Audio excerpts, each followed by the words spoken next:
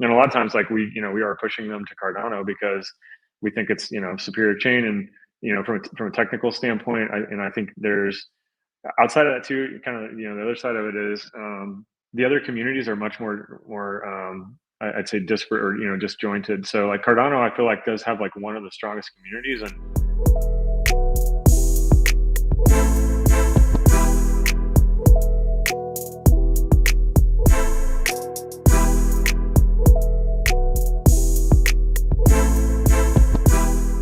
So, okay, so we spoke a little bit about just kind of covering communities, these decentralized communities like Cardano, but you've also branched out to other chains. And so, tell us a little bit about how that's been going. I mean,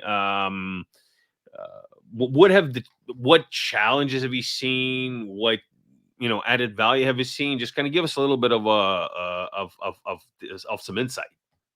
yeah. So probably a couple answers there. So I think very much believe in sort of what Charles had said early on about an internet of blockchains in the future. And so just the last Evo company that we worked with, we had right around 200,000 different publishers and imprints that we worked with, and they all have their own kind of unique set of needs or reasons why they want to do a particular thing. So even when we started the project in Cardano, we knew we were going to be a multi-chain project. Although at that time, like there were very few, if any, really projects that were wanting to say they were multi-chain because everything was so tribal. So we had a lot of discussions internally about, hey, we're gonna open this up and do. I think we did Ethereum was our second chain, and we had a lot of internal debate. We're like, hey, we're gonna screw ourselves here because we're seem like we're siding with the enemy. And my philosophy has always been, I think there's pros and cons to all of these chains, and so you know, Cardano is not the fastest chain, right? There's definitely other chains that settle faster. But then those chains that settle faster are also not as decentralized. So I think an individual, what we're trying to create is not to adopt every single chain, but to say, okay, we're going to, take a certain, set of those. And right now we're, since kind of last spring, actually, earlier conversations, and now with everything happening with the Bitcoin side, like we've been going down the path of deploying Bitcoin. So I think individual chains have different purposes for a creator or for a particular asset, right? So if we were to say, hey, we want to do 10 of some new Wu Tang album, maybe it is super collectible. Maybe it does make sense to put it on Ethereum because the liquidity in that market will support very high end, multi-million-dollar collectibles, and there's only 10 of these things. Versus if we said, hey, we want to do, a giveaway of a music video for, Snoop Dogg or something. Maybe we want to do that on Algorand because the transaction cost is so low that we could put billboards up or, take out, digital ads everywhere and give those away. And then we're not suffering the same, logistic costs that we would see if we put it on like a Cardano or something, right?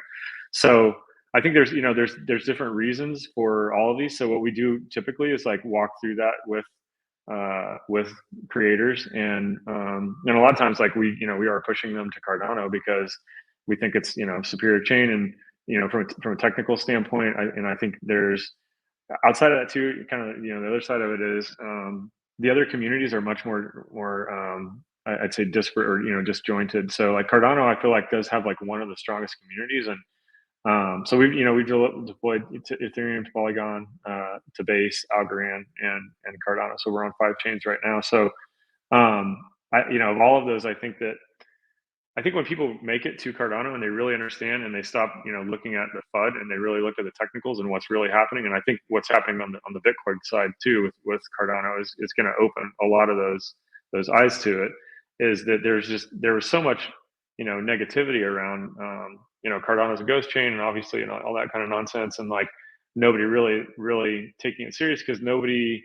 I don't know. I feel like a lot of kind of retail investors can be lazy, right? And it's like I'm very analytical, so I get in deep, and a lot of the investments I've made in Cardano over the last 7 or 8 years have been based on like I read the white paper, I'm trying to really understand the fundamentals, like who's behind that, like what have they done in the past, like is what they're doing, is it actually making sense, is it really fulfilling some actual problem, or is it just some made up thing? And I think a lot of times what happens is this tribalism of just everybody on Solana saying that Cardano is, garbage, and not actually ever looking at it.